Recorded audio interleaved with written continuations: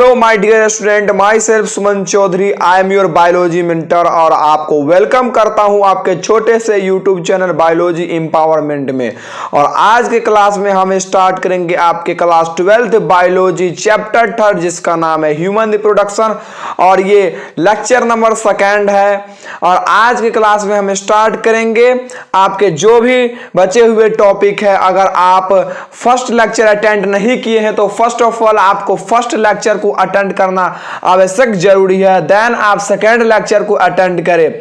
आप बात करेंगे कि सेकेंड लेक्चर में आज क्या क्या कवर करेंगे। फर्स्ट ऑफ ऑल देखते हैं जो कौन कौन सा आज कवर करेंगे। फर्स्ट ऑफ ऑल जो टॉपिक है वो एक डायग्राम है।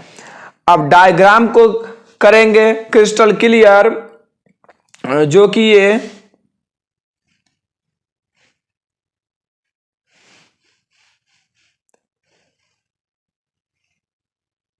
डायग्राम है जिसमें ये स्पर्मेटोजुआ है। क्या ये स्पर्मेटोजुआ है और यहाँ सेकेंड जो है ये यहाँ पे जो स्पर्मेटोजुआ से जो ऐड है ये स्पर्माटाइड है। स्पर्माटाइड से ही स्पर्म अटैच रहता है और स्पर्माटाइड के साइड में बगल में सेकेंडरी स्पर्मेटोसाइट है। देन सेकेंडरी स्पर्मेटोसाइट के बाद प्राइमरी स्पर्मेटोसाइट प्रेजेंट है।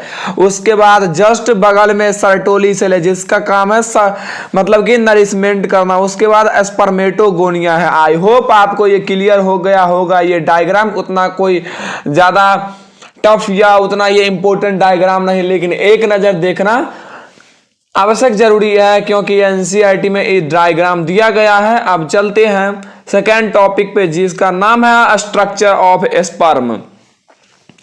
और स्ट्रक्चर ऑफ स्पर्म को काफी क्रिस्टल क्लियर करते हुए चलेंगे। फर्स्ट ऑफ ऑल स्पर्म जो होता है, sperm is a microscopic structure composed of 4 parts, that is head, neck, middle piece and tail। कि स्ट्रक्चर जो होता है वो माइक्रोस्कोपिक स्ट्रक्चर का होता है। वो कंपोज मतलब उसमें वो 4 पार्ट्स होता है जो कि है हेड है, नेक है, मिडिल पीस है और टेल है। क्या हेड है, नेक है, मिडिल पीस है और टेल है। अब बारी बारी हर एक टॉपिक को क्लियर करते हुए चलेंगे। अब बात करेंगे कि हेड में क्या क्या पाया जाता है और हेड का क्या काम है। हेड जो है हेड कंटेन करता है 2 स्ट्रक्चर। हेड कंटेन्स 2 स्ट्रक्चर जिसमें 2 आता है एक्रोजोम और न्यूक्लियस। हेड में क्या क्या पाया जाता है, एक्रोजोम और न्यूक्लियस। आई होप आपको ये क्लियर हो गया होगा। अब ये बात करेंगे कि एक्रोजोम क्या होता है। Acrosome is a vesicle like double membranous structure which has hydrolytic enzyme. कि एक्रोजोम होता है विस्कल लाइक का एक डबल मेम्ब्रेन स्ट्रक्चर होता है जिसके पास हाइड्रोलाइटिक एंजाइम हाइड्रोलाइटिक एंजाइम जो होता है वो प्रेजेंट होता है। It is form the collection of Golgi body. और ये गोल्जी बॉडी के कलेक्शन और समूह से बना होता है। क्या गोल्जी बॉडी के समूह से ये बना होता है। These are combinely known as spermalysin. और इसके कंबाइनली से जो फॉर्म होता है इसको हम स्पर्मालाइसिन बोलते हैं। These enzyme help in penetration of egg। और ये जो हाइड्रोलाइटिक एंजाइम है ये एग को पेंट्रेक्ट करने में मतलब कि ये हेल्प करता है। अब सेकेंड लाइन को क्लियर करेंगे कि क्या ये बोल रहा है।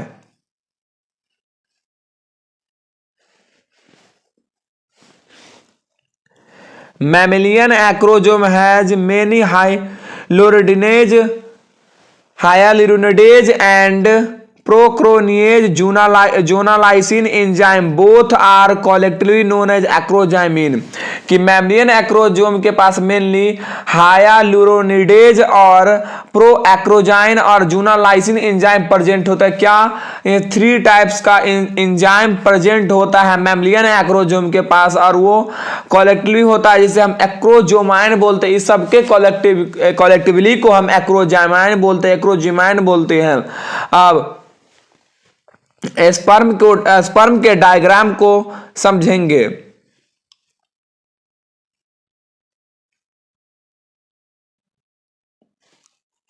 स्पर्म का जो डायग्राम दिया गया है, जो एनसीईआरटी में दिया गया है, ये फर्स्ट जो है ये प्लाज्मा मेम्ब्रेन है, जो कि ये प्रोटेक्ट करेगा, अपने स्पर्म का वही प्रोटेक्ट करता है। और सेकेंड जो एक्रोजोम होता है, ये पेंट्रेट करता है एग सेल को, और उसके बीच में जो ये मटेरियल भरा रहता है जिसे हम न्यूक्लियस कंटेनिंग बोलते हैं, और ये क्रोमोजोमल मटेरियल होता है, ये बीच का जो ये भाग है बीच का, जिसे हम नेक बोलते हैं।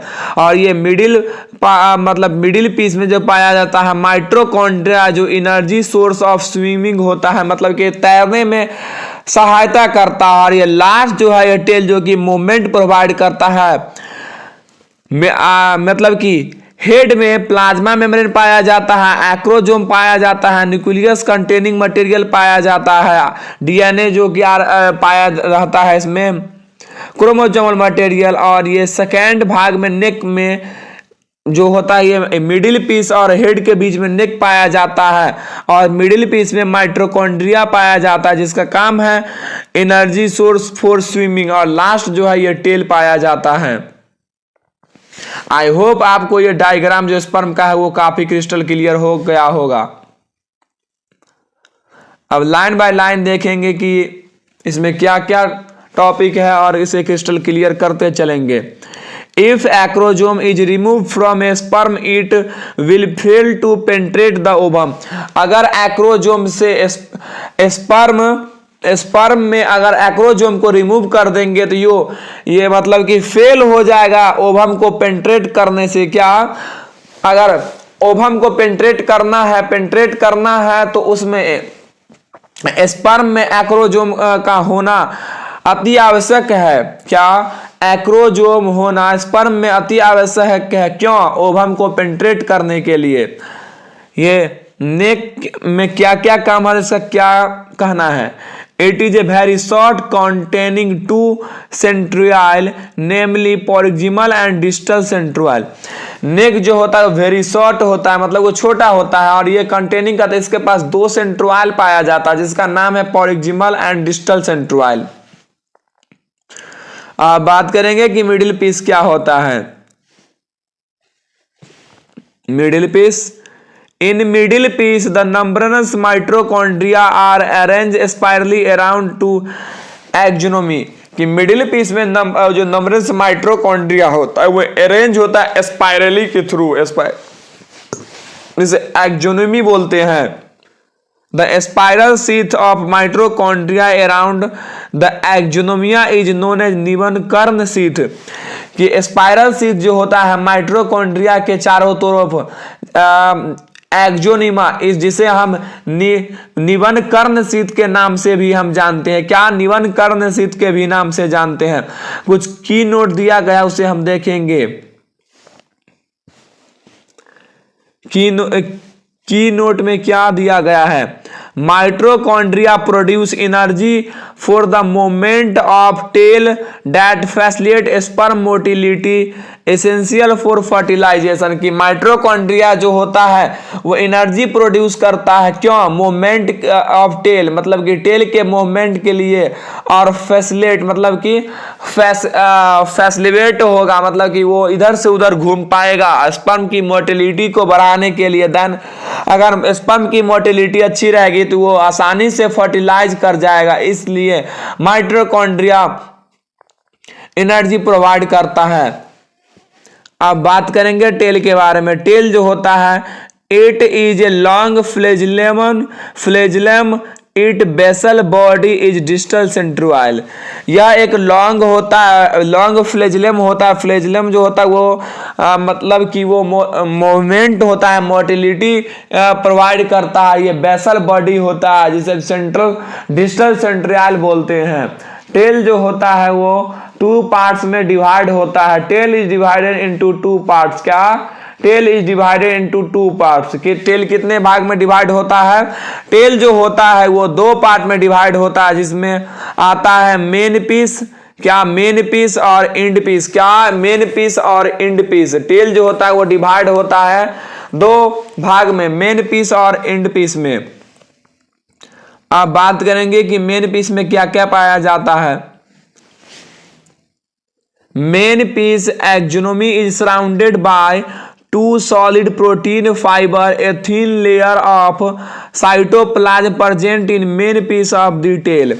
मतलब कि मेन पीस के एक्सोनमी जो होता है वो सराउंडेड होता है टू सॉलिड प्रोटीन फाइबर से। क्या? टू सॉलिड प्रोटीन फाइबर जो होता है वो मेन पीस के चारों तरफ से घिरा रहता है और ये थिन लेयर होता है, मतलब कि पतला लेयर होता है साइटोप्लाज्म, जो कि साइटोप्लाज्म प्रेजेंट रहता है मेन पीस के टील पे। आई होप आपको ये मेन पीस और एंड पीस की काफी क्लियर हो गया होगा।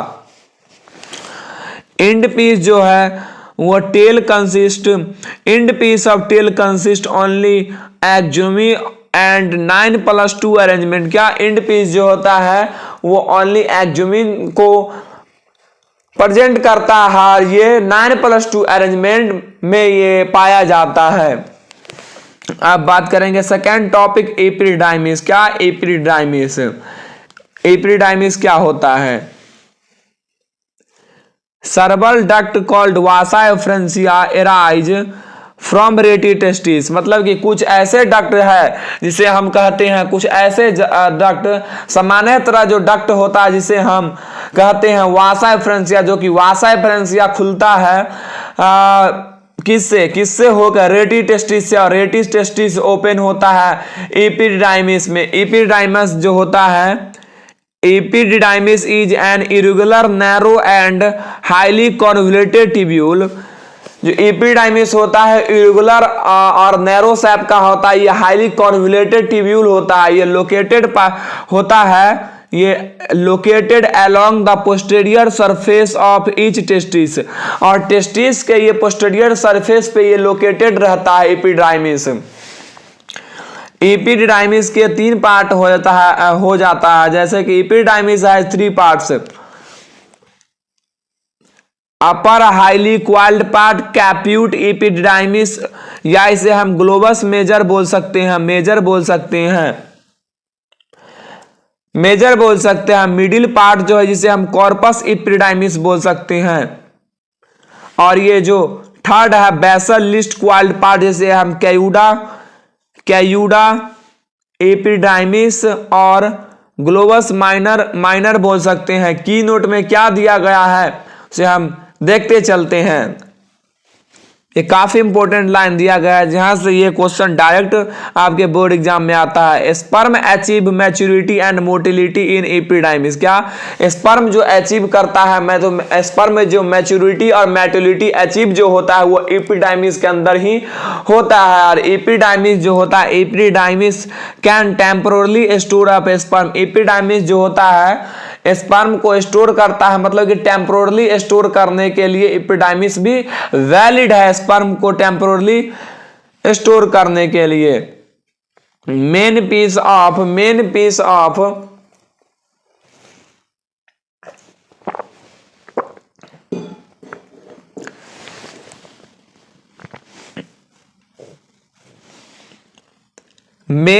Of axoneme is surrounded by 2 solid protein fibre.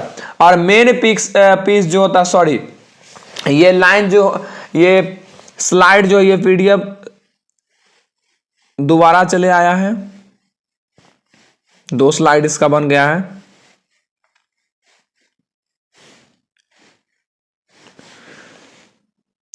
It is highly coiled duct which form by union of 10 to 12 vasa efferentia and open in vas difference.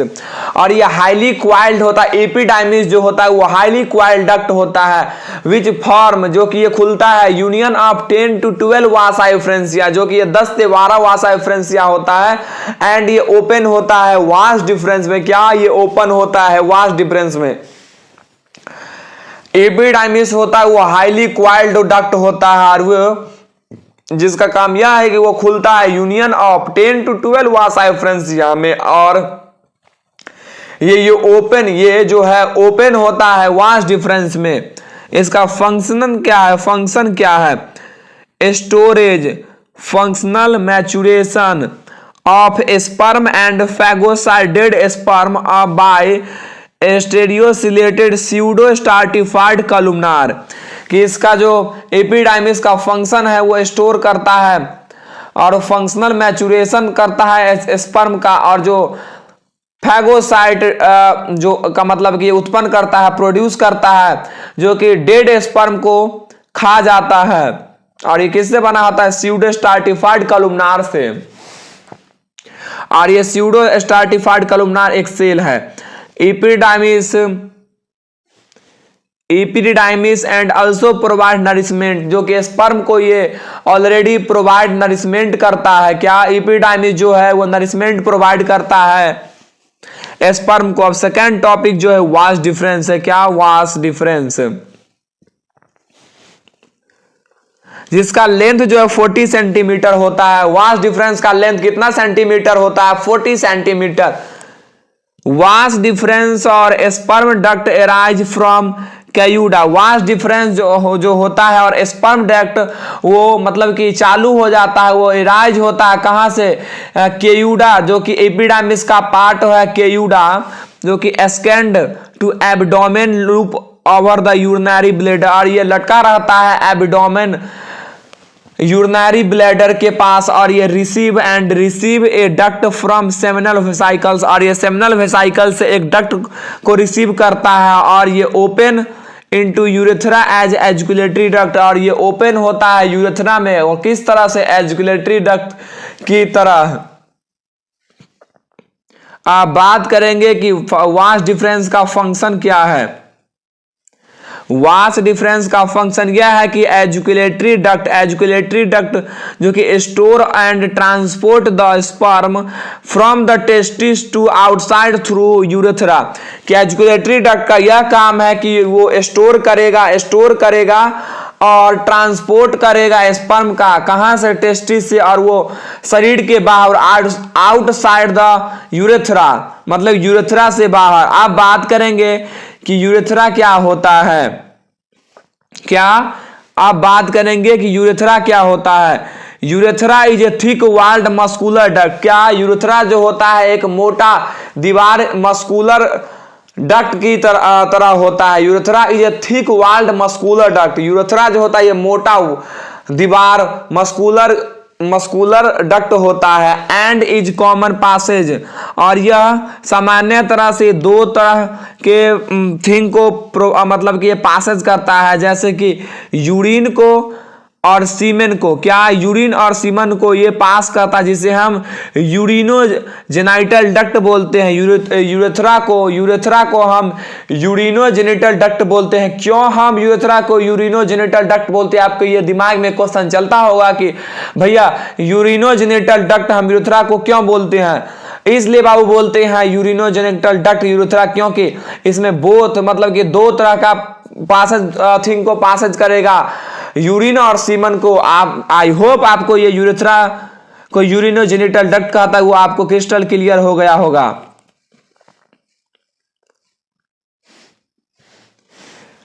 The urethra originates from the urinary bladder.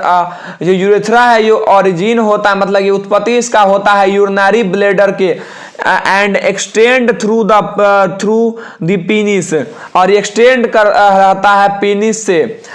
It's external opening called urethral meatus. अगर कुछ इस तरह का urethra है और यहां पे जो ये ओपनिंग होता है इसे हम बोलते हैं यूथ्रल मीटस। क्या? ओपनिंग ऑफ यूरेथ्रा को हम बोलेंगे यूथ्रल मीटस, जिसका लेंथ जो है लेंथ मेल में 20 सेंटीमीटर है। क्या? मेल में 20 सेंटीमीटर। यूरेथ्रा का जो साइज है मेल में 20 सेंटीमीटर और 4 सेंटीमीटर जो है फीमेल पाया जाता है। In case of female UTI are more common due to short length of urethra. अगर किसी इन्फेक्शन का अगर बात बोले तो अगर ज्यादा से ज्यादा होने का अगर संभावना है वो फीमेल में होगा। बोलिएगा कि फीमेल में क्यों संभावना? क्योंकि इसमें साइज जो फीमेल का होता है यूरेथ्रा का वो काफी शॉर्ट होता है कंपेयर टू मेल यूरेथ्रा, जो कि मेल का 20 सेंटीमीटर होता है, काफी बड़ा होता है मेल का जो यूरेथ्रा होता है 20 सेंटीमीटर।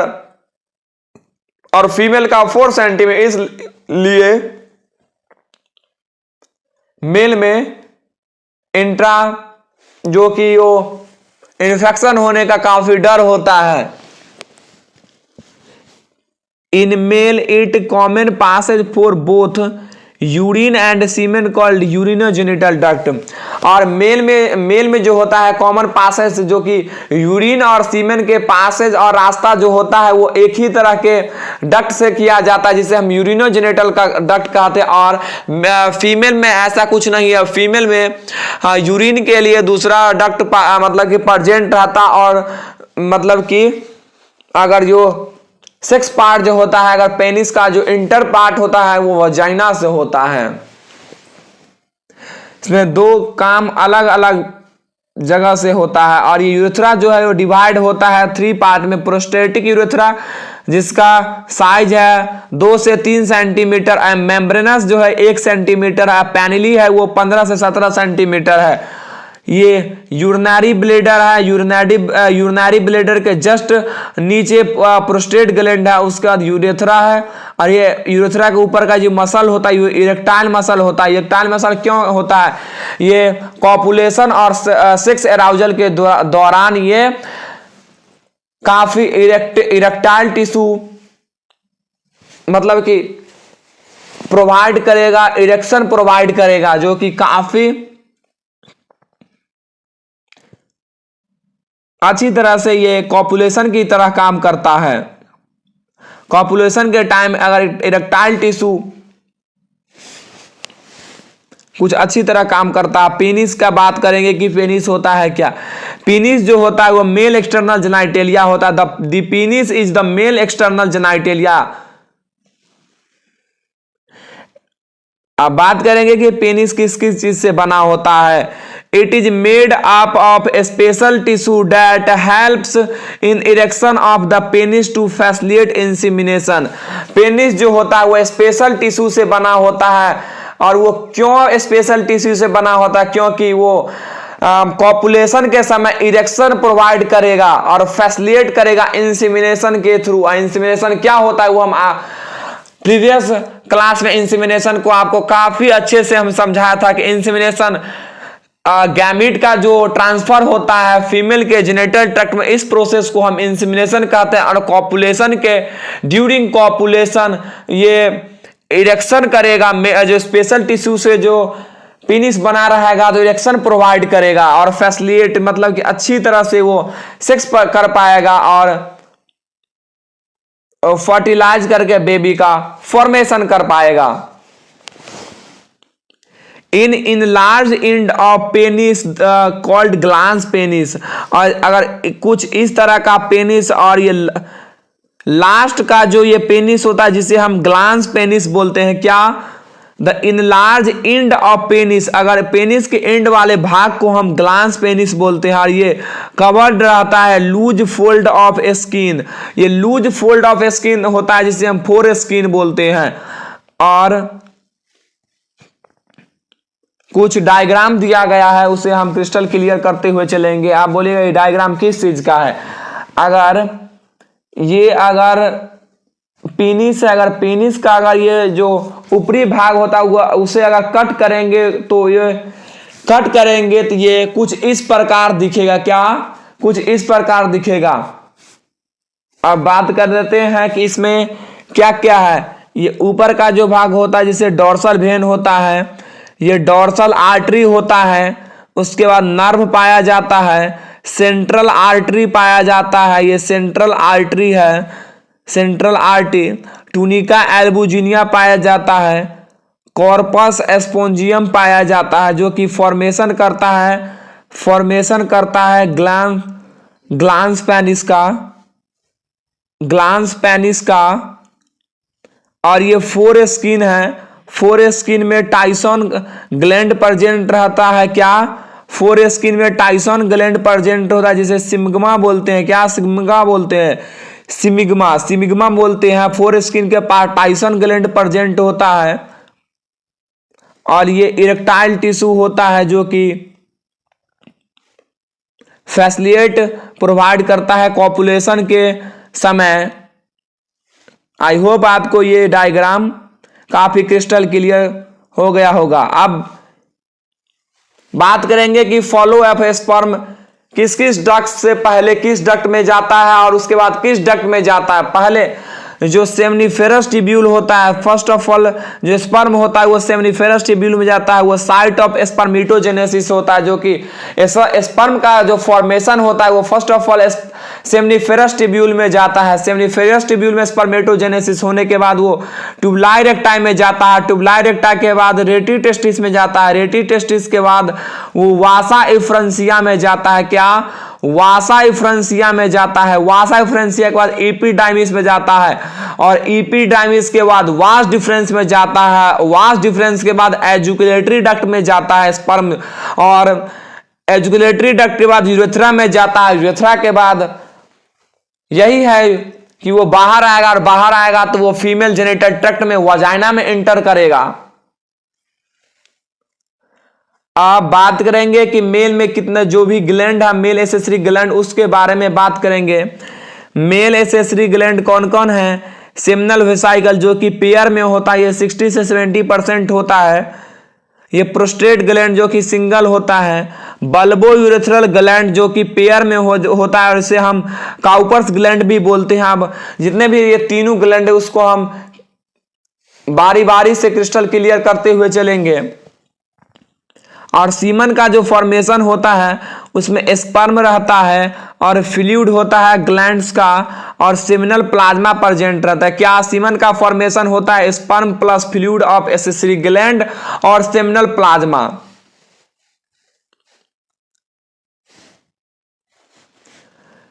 ये स्लाइटली अल्कलाइन होता है जिसका 7.2 से 7.7 फ्लूइड का मतलब कि ये होता है। And the volume in ejaculation 2.5 to 5 ml with 200 to 300 million sperm। क्या? जो वॉल्यूम होता है एजुकुलेशन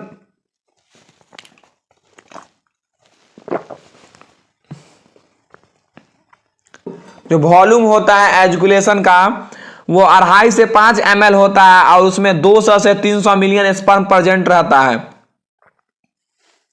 आप बात करेंगे कि सेमिनल वेसिकल्स क्या होता है। सेमिनल वेसिकल्स क्या होता है?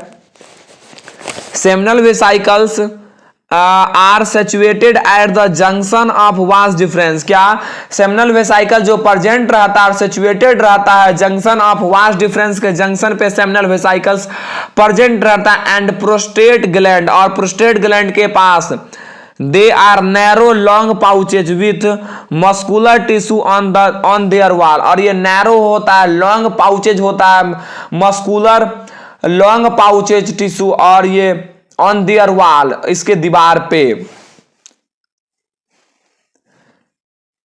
सेमिनल वेसिकल्स में fructose the fructose present in seminal fluid is a source of energy for the spermatozoa.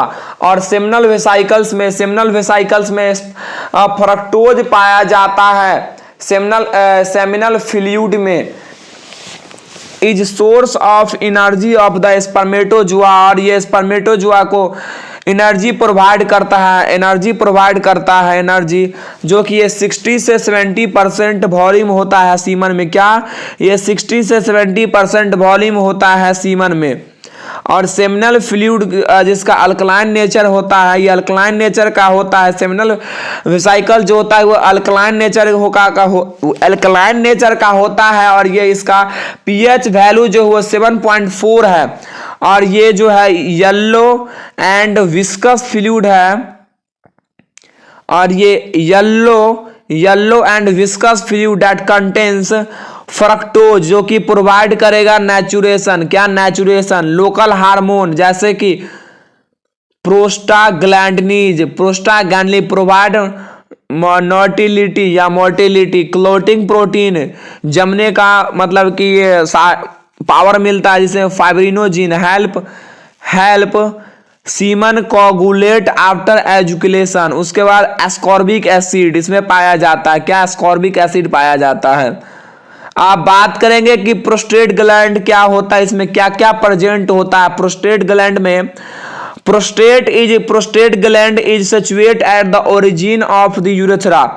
जहां से यूरेथ्रा का ओरिजिन होता है, उत्पत्ति होता है, उसी जगह पे प्रोस्टेट ग्लैंड प्रेजेंट होता है। It contain prostatic fluid, prostatic secretion, इस ये कंटेन करता मतलब इसके पास होता है प्रोस्टेटिक फ्लूइड, और ये prostatic secretion from 20% of the volume of sperm, और स्पर्म में ये 20% प्रेजेंट रहता है, और सेमिनल वेसिकल 60 to 70% प्रेजेंट रहता है पूरे सीमन में।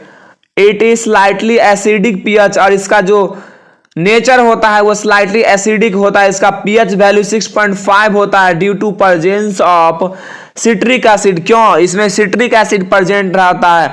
और prostatic secretion contains substance important for sperm motility, और प्रोस्टेटिक सिक्रिएशन इसलिए प्रेजेंट रहता है, और ये क्यों प्रेजेंट है, जो कि ये स्पर्म को मोबिलिटी प्रोवाइड करता है। क्या प्रोस्टेटिक सिक्रिएशन जो होता है स्पर्म में मोबिलिटी प्रोवाइड करता है।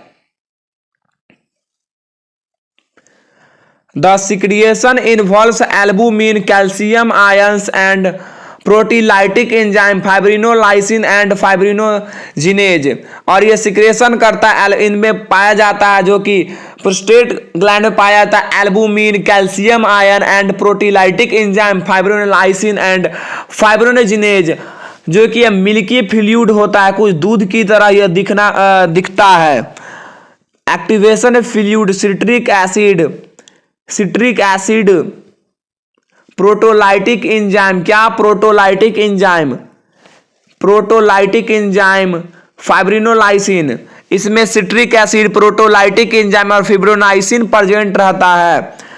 Seminal plasmic protein antibiotic to be, और सेमिनल प्लाज्मिक प्रोटीन जो होता है वो एंटीबायोटिक बी की तरह होता है। Calcium plus and phosphate increase mobility, और कैल्शियम प्लस जो होता है फॉस्फेट जो कि स्पर्म को मोबिलिटी प्रोवाइड करता है, मोबिलिटी इंक्रीज प्रोवाइड करता है। अब लास्ट ग्लैंड जो कि है काउपर्स ग्लैंड, जिसे हम बल्बो यूरेथ्रल ग्लैंड भी बोलते हैं, जो कि ये 10 से 20% पाया जाता है। काउपर्स ग्लैंड और ये बल्बो यूरेथ्रल ग्लैंड जो 10 से 20% पाया जाता है पूरे सीमन में। These are also known as bulbourethral gland, और इसे हम बल्बो यूरेथ्रल ग्लैंड बोलते हैं। और ये सचुएटेड होता है beneath bladder and behind the urethra, और यूरेथ्रा के बैक ये बिहाइंड पीछे पाया जाता है, यूरेथ्रा के पीछे पाया जाता है। Cowper's gland open into urethra before entering into penis, Cowper's gland जो होता है वो ओपन होता है यूरेथ्रा के पहले इनटू पेनिस, पेनिस के एंटर होने से पहले यूरेथ्रा का से ओपन होता है, यूरेथ्रा से ओपन होता है, मतलब कि पेनिस के एंटर होने के पहले यूरेथ्रा से ओपन होता है Cowper's gland.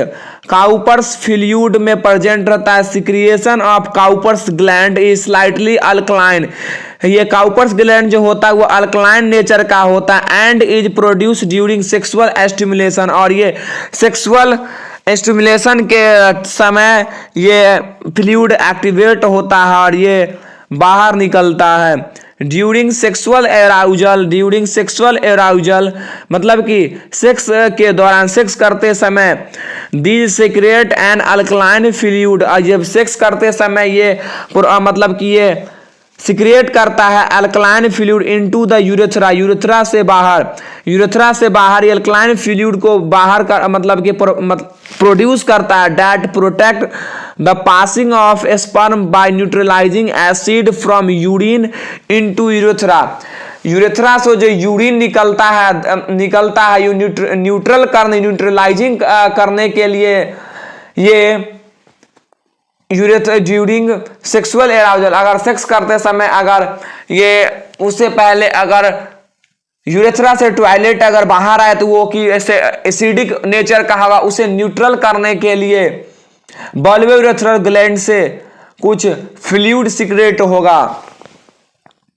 And they also secrete mucus that lubricate end of penis, और ये म्यूकस जो सीक्रेट होगा जो ल्यूब्रिकेट करेगा मतलब घर्षण, पेनिस में घर्षण उत्पन्न करेगा, जो कि हेल्प होगा सेक्सुअल एराउजल के समय पे, ड्यूरिंग सेक्सुअल एराउजल टाइम। कुछ नोट दिया गया है। The human male educate about 200 to 300 million sperm during a coitus.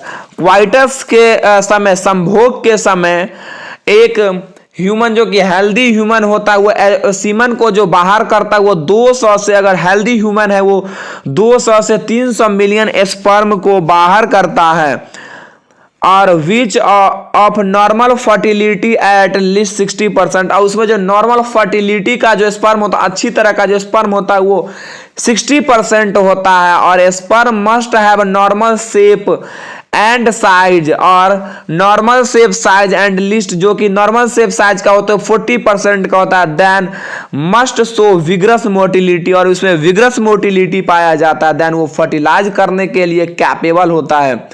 आप बात करेंगे कि स्क्रोटम क्या होता है, स्क्रोटम का क्या काम होता है। Scrotum it is the supporting structure of testis. ये टेस्टिस का सपोर्टिंग स्ट्रक्चर होता है। स्क्रोटम जो होता है वो सपोर्टिंग स्ट्रक्चर होता है टेस्टिस का। It consist of highly pigmented loose skin underlying sub continuous layer, और ये कंसिस्ट करता है highly pigmented loose skin and underlying sub continuous layer.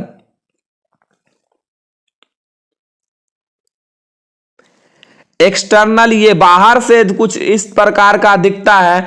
Externally it looks like a single pouch, ये बाहर से सिंगल पाउच की तरह देखने को मिलता है। Skin separated into lateral portion by a median ridge called raphe. अगर कुछ इस तरह का टेस्टिस है, टेस्टिस, 2 टेस्टिस पाया जाता है। क्या? 2 टेस्टिस। ये बीच का जो ये भाग है, बीच का, जिसे हम रेफ बोलते हैं, क्या? रेफ बोलते हैं। लाइनिंग रहता है उसे हम रेफ बोलते हैं, raphe. Internally the scrotal septum divide the scrotum into 2 sac each containing a single testis.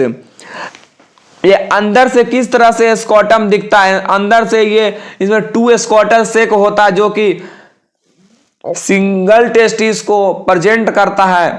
1 pouch में 1 टेस्टिस प्रेजेंट रहेगा। अब बात करते हैं कि स्पर्मेटिक कॉर्ड क्या होता है और इसका क्या काम होता है हमारे टेस्टिस के अंदर। Testis hang in scrotum with the help of spermatic cord. Testis को ये हैंग करता है स्क्रोटम के थ्रू। हेल्प किसके थ्रू? स्पर्मेटिक के कॉर्ड के थ्रू। स्पर्मेटिक कॉर्ड के सहायता से टेस्टिस हैंग होता है स्क्रोटम में। Spermatic cord consist of blood vessels, lymph vessels, nerves, cremaster muscles. Spermatic cord में क्या क्या पाया जाता है? ब्लड वेसल्स पाया जाता है, लिम्फ वेसल्स पाया जाता है, नर्व एंड कैरीमास्टर मसल पाया जाता है। टेस्टिस जो होता है, testis are connected to the wall of scrotum by gubernaculum. Testis जो कनेक्ट होता है, इसको जैसे कुछ स्क्रोटम, अगर ये है स्क्रोटम और टेस्टिस, इससे अगर टेस्टिस, ये है टेस्टिस, टेस्टिस अगर स्क्रोटम के वाल से अगर अटैच रहेगा, वो अटैच रहेगा किसके हेल्प से? गुबर्नकुलियम के हेल्प से। गुबर्नकुलियम के हेल्प से क्या? गुबर्नकुलियम के हेल्प से ये अटैच रहेगा। आई होप आपको मैंने जितना भी पढ़ाया है वो आपको क्रिस्टल क्लियर हो गया होगा। अगर आपको क्रिस्टल क्लियर हो गया होगा तो आप कमेंट बॉक्स में हमें कमेंट करके बता सकते हैं। आई होप आपको ये आसानी से ये चैप्टर क्रिस्टल क्लियर हो गया। अगर आप ये फर्स्ट लेक्चर अटेंड नहीं किए हैं तो फर्स्ट ऑफ ऑल आप फर्स्ट लेक्चर अटेंड कीजिएगा।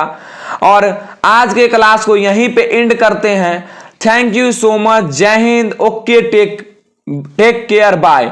और जो कि फीमेल रिप्रोडक्टिव सिस्टम है वो नेक्स्ट क्लास में बात करेंगे कि फीमेल रिप्रोडक्टिव सिस्टम क्या होता है। आज क्लास में इतना ही रखते हैं। Okay, bye.